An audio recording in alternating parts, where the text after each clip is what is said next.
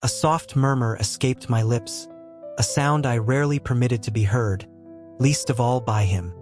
My eyes were fixed on the worn photograph I clutched in the dimness beneath my blanket. It was a candid shot, taken months ago, of Jake laughing with his friends on the quad.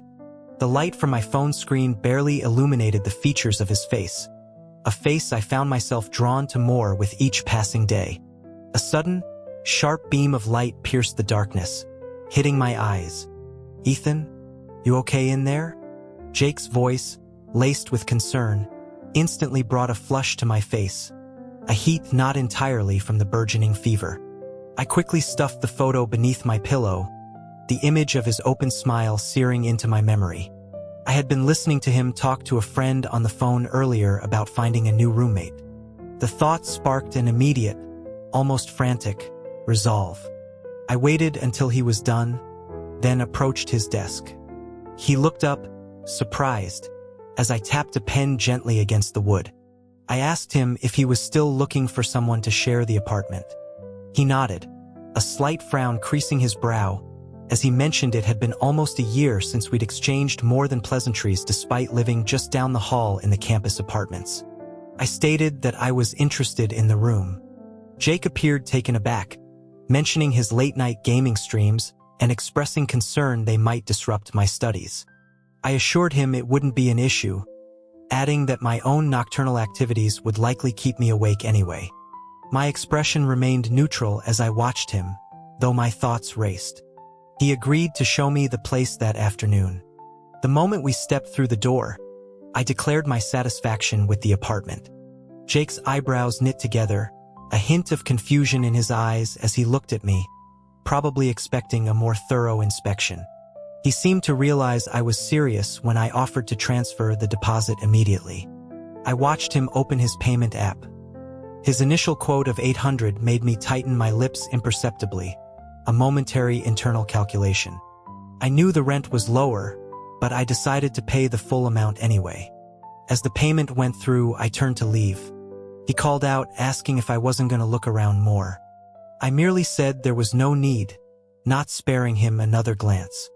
I hoped my swiftness conveyed a certain decisiveness, leaving no room for him to change his mind. The July heat was oppressive, and Jake, in his characteristic easygoing manner, immediately shed his shirt upon entering the apartment, changing into athletic shorts.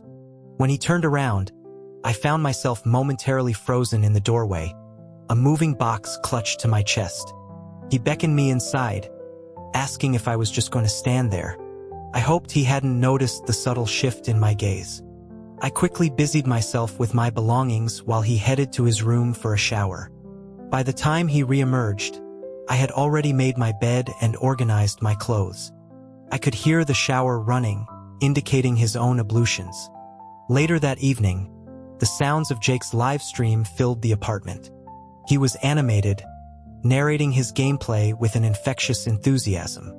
I sat in my room, ostensibly working, but mostly just listening. The apartment wasn't built for perfect soundproofing, and I knew previous roommates had complained.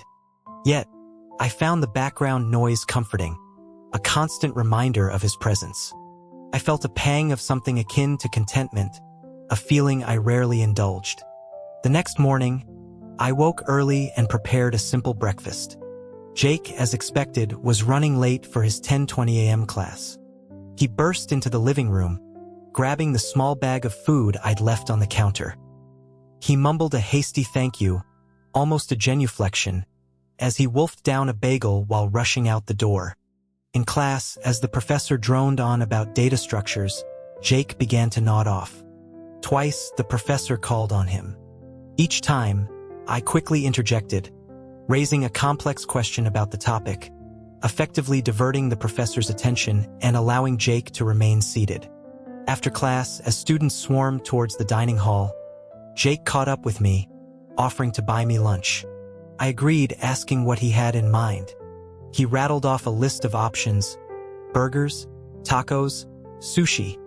But I found myself fixating on his proximity, the way his throat bobbed as he spoke. I told him none of those appealed, my gaze inadvertently lingering on his lips. He looked at me with a puzzled expression, teasing me about being starved and offering to take me wherever I wanted. We ended up at a casual diner, eating something unremarkable. He seemed to find me easy to get along with, a judgment I secretly cherished. Almost a month passed, and living with Jake was proving to be everything I had hoped. His gaming sounds were a constant in the evenings, a comforting rhythm that punctuated my own tasks. One night, while he was midstream, the lights flickered and died. A sudden power outage. I heard Jake exclaim in frustration, then fall silent.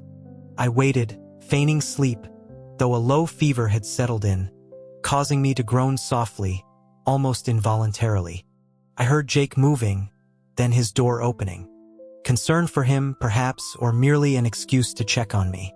The hallway light from his phone cast a faint glow under my door, which I had deliberately left ajar. I heard him approach, then a sudden surge of light as his phone flashlight pierced the darkness of my room. It landed squarely on me, huddled under my blanket. My eyes, still watery from the fever, met his. I felt the heat rise in my cheeks, both from the illness and the sudden exposure. I knew he could see the collection of photos I held, images of our classmates, including his own. He looked aghast, speechless. Finally caught me, I managed to rasp, hoping to lean into the misunderstanding, to make him wonder. He stood there, mouth agape, utterly stunned. My forehead and the corners of my eyes burned with fever, and I knew my usual placid expression was gone, replaced by something far more intense, a raw longing that was usually carefully concealed. He stared at the stack of photos in my hand, particularly the one of him. He eventually stammered, asking why I was handling class photos, suggesting it was something a student assistant would do. My voice, already hoarse from the fever, held a touch of exasperation as I explained that it was a task for the senior class, and I was simply preparing them for the yearbook. I added I'd like to know why, too. He then pointed out the power outage, asking how I could even see. I mumbled that I was just getting up.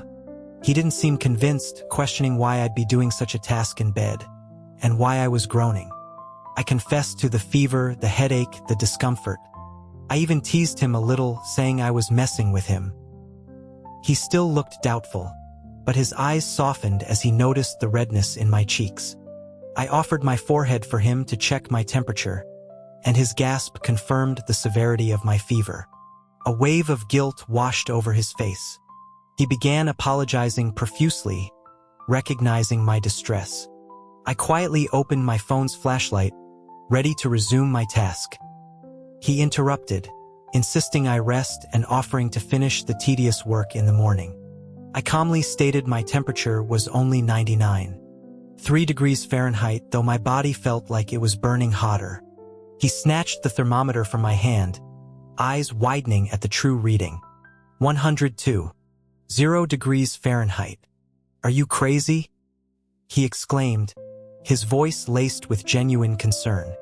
He then asked how long I'd had the fever, suggesting another check, but I quickly dismissed him, stating I'd just checked and taken medication. Just then, the lights flickered back on. I quickly changed the subject, stating the power was back, hoping to prevent any further questions. He then mentioned that the AC in my room seemed to be broken, blowing hot air despite the thermostat reading. I watched him clamber onto my bed, reaching for the vent, then turn. He stumbled, catching his foot on something, and fell, his face landing inches from mine. His warm breath brushed my cheek. "Jake, what are you doing?" I asked, my voice barely a whisper, though my heart pounded. He quickly stammered an explanation about tripping. "Oh," I replied, maintaining a calm facade despite the sudden intimacy. He suggested calling a repairman tomorrow as he sat up, his wrist brushing against my hair. I simply hummed in agreement. Then he offered his room, suggesting I sleep there if I didn't mind. Before he could finish, I sat up, my head swimming, and stumbled out of my room. "Not at all," I mumbled, though my true intention was to follow him. Once in his room, he began to undress, then paused, pointing to his collarbone. He asked if I minded. I simply shook my head, my gaze fixed on him. He then switched off the bedside lamp. A moment later, I felt him shift beside me, then press against my back. "Hey, what are you doing?" I whispered, startled. He explained, his voice thick with fever and sleep, that his head was hot and my back felt cool. He apologized, adding that since we were both men, he thought I wouldn't mind. I hesitated, then conceded, telling him it was fine. He pressed his burning forehead against my shoulder. I decided to indulge him, rationalizing it as a courtesy to a sick roommate. That night, a strange, vivid dream consumed me. I was parched, lost in a desert, when an unseen spring of water flowed into my mouth. It was impossibly hot, like liquid fire, yet my throat was so dry I drank frantically. The heat intensified, but the spring was endless, offering limitless relief. I woke to find myself draped over Jake, his eyes wide with a mixture of surprise and amusement. "Haha, I tend to toss and turn a lot when I sleep," he said, pulling away and chuckling nervously. The next morning, Jake reported the AC issue to the landlord, who inexplicably refused to send someone, claiming the unit was fine and we'd be liable for damages if a problem was found. This meant I continued to stay in Jake's room for several nights. A few days later, during a basketball scrimmage, I watched Jake from the court. Chloe, a girl from our class, was practically screaming his name from the stands, her excitement contagious. She even turned to Jake, her voice shrill with adoration, asking if he didn't think I was amazing. Jake, his smile a little stiff, agreed I was talented. At that moment, I managed to steal the ball, leap, and sink a three-pointer. Cheers erupted, and I heard Jake join in, shouting my name. I turned, met his gaze, and offered a slight smile, a gesture that sent Chloe into a frenzy beside him. Just then, a rogue ball careened off course, heading straight for Chloe. Instinctively, Jake shoved her aside, taking the hit with his arm. A sickening thud echoed, and he cried out, clutching his arm. My heart leaped into my throat as I rushed over, asking if he was all right. He grimaced, confirming the pain. His arm was broken, necessitating a cast. For days, I found myself feeding him, a chore I approached with a mixture of annoyance and quiet satisfaction. "Open up," I'd command, watching him wince as I almost jabbed his throat with the fork. I chided him for his bravado, asking why he had to be so reckless. He retorted that he was stronger than a girl and couldn't just stand by. I remained silent, continuing to feed him. He then playfully asked for some soup, calling me foster father. I tightened my grip on the spoon, then served him. "Thanks, Ethan," he said, promising to treat me well in the future. I simply nodded. One afternoon, sitting in the campus cafe, waiting for Jake to get our food, a girl approached him, asking for his number. Another girl stood nearby, waiting. I saw Jake shake his head, politely declining. The girl's face reddened, and she quickly retreated with her friend.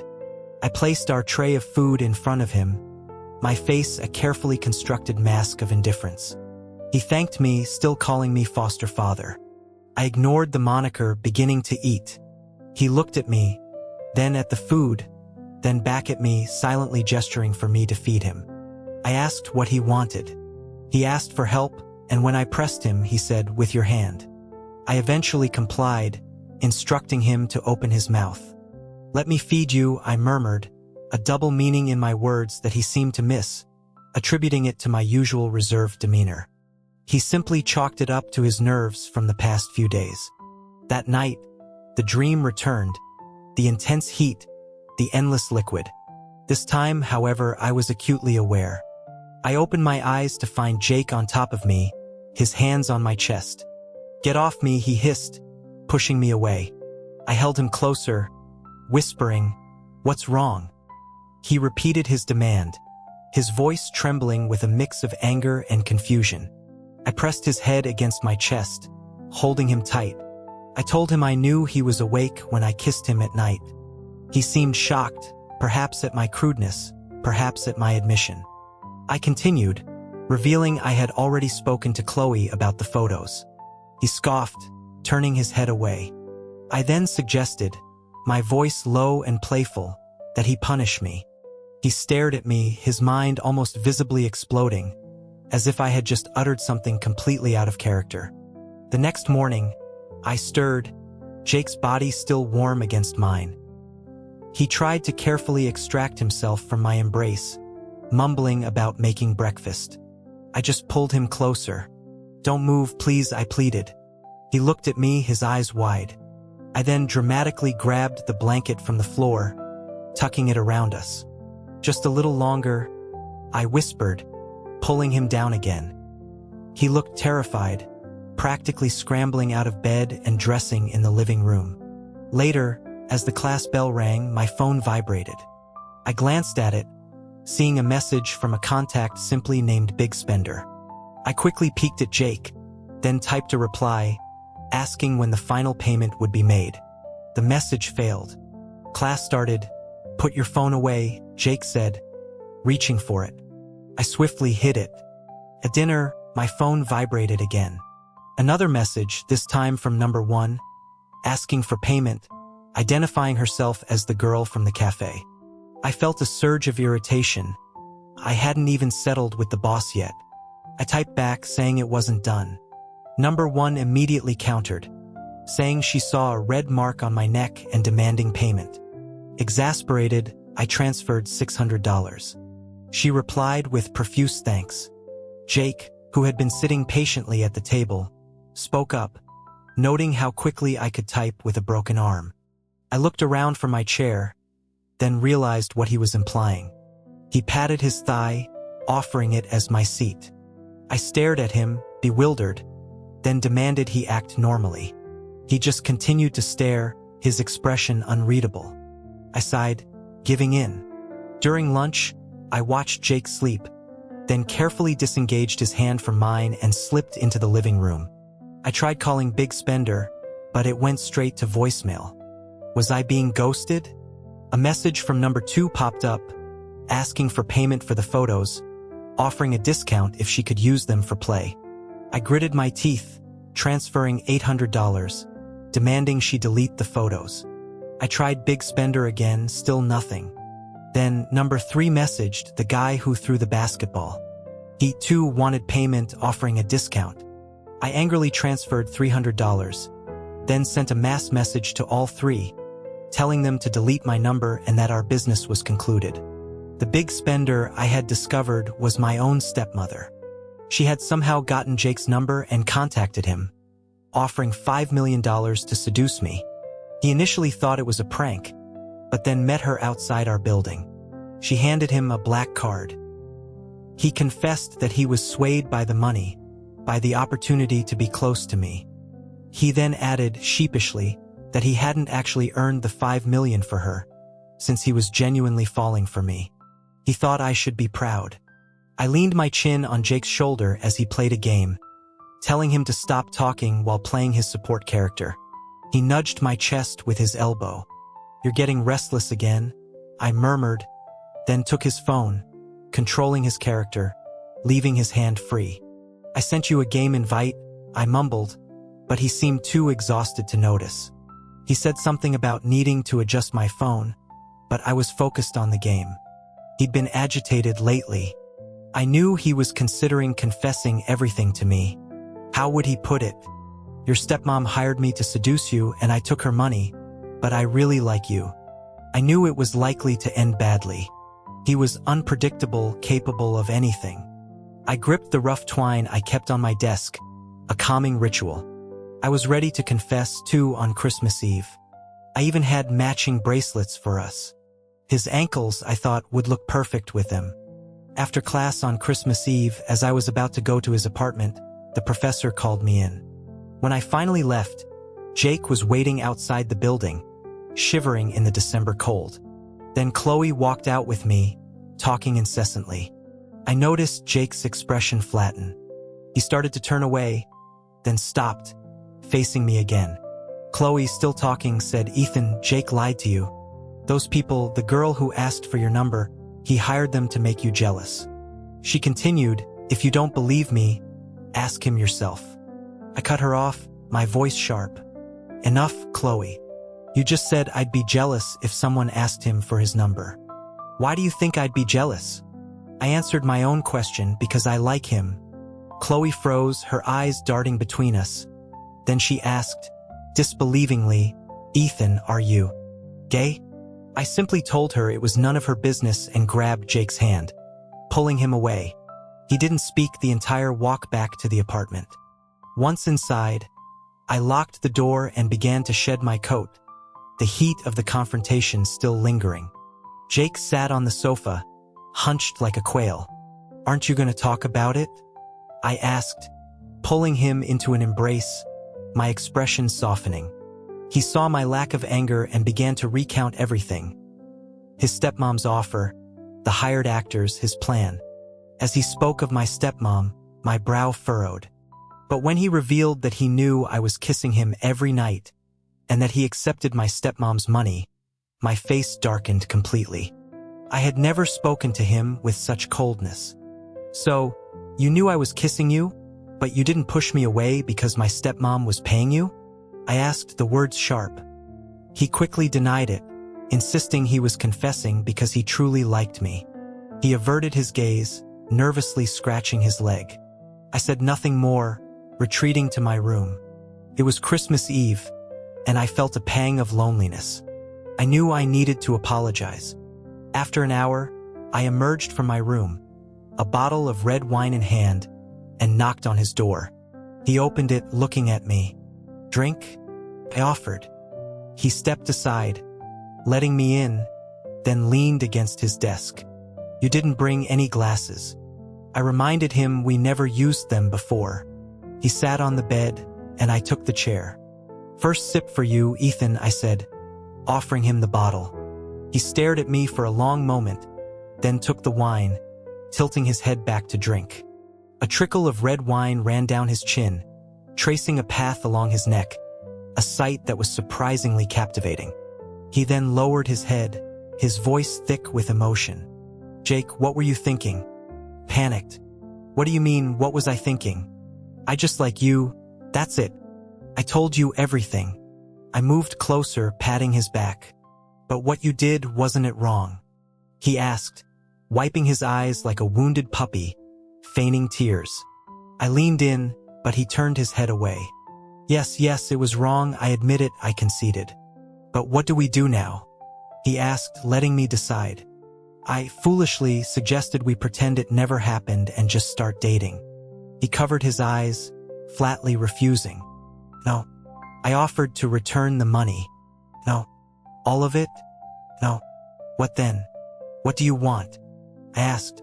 He pulled me into his arms, saying, I want 3 chances to choose the place. It was then I realized he had been toying with me all along. No, y protesta. 2. No. 1. You don't get a choice, I countered, shaking my head. He looked crestfallen. Well, that's what happens when you're not loved. Oh, stop it, I sighed. And when you're used. Everyone says the loved one is fearless, and the unloved one. Fine, 1, I interrupted, covering his mouth. Can we just move past this? Yes, he mumbled. And stop wasting the wine. It didn't spill, he said, taking another drink. Later that night, my phone vibrated, rousing me from sleep. Jake was deeply asleep beside me. I picked up my phone, sliding past the lock screen. My wallpaper was a picture of Jake from high school, looking melancholic in the campus quad. He was so quiet back then. I checked the debt collectors group chat. Photographer messaged, Boss, when's payment? VX the girl from the cafe messaged, Congrats, boss. Hey, about our pay, I transferred the money 4 times. Ball thrower messaged, Boss, sniff, I can't believe my payment is the same as theirs. So touching, boss. Thinking about the evening's events, I also sent an extra transfer of $99,999 to informant Chloe. Informant replied, Thank you, boss. If you need anything else, kick me anytime. I didn't reply, disbanding the group. As I was about to put my phone down, another message came in from evil stepmom. It's done. Where are my shares? I typed back, You handled Dad? Her reply, he dares to object. I'll slap him. I simply typed LOL. The next morning, Jake was up early, meticulously tidying his side of the room. He rummaged through his phone, opening a private album. I knew what was in there. Thousands of photos of me, from class presentations to candid shots of me in my bathrobe. He put them away, muttering something about needing them if I ever tried to run away. He sealed them in a box and pushed it under his bed. I walked in. You're up early, I remarked. He looked at me, and I felt a warmth spread through me. My anklet, the one he had chosen, caught his eye. He thought it looked good, fantasizing about a thicker, tighter version. I knew then, with absolute certainty, that he was mine.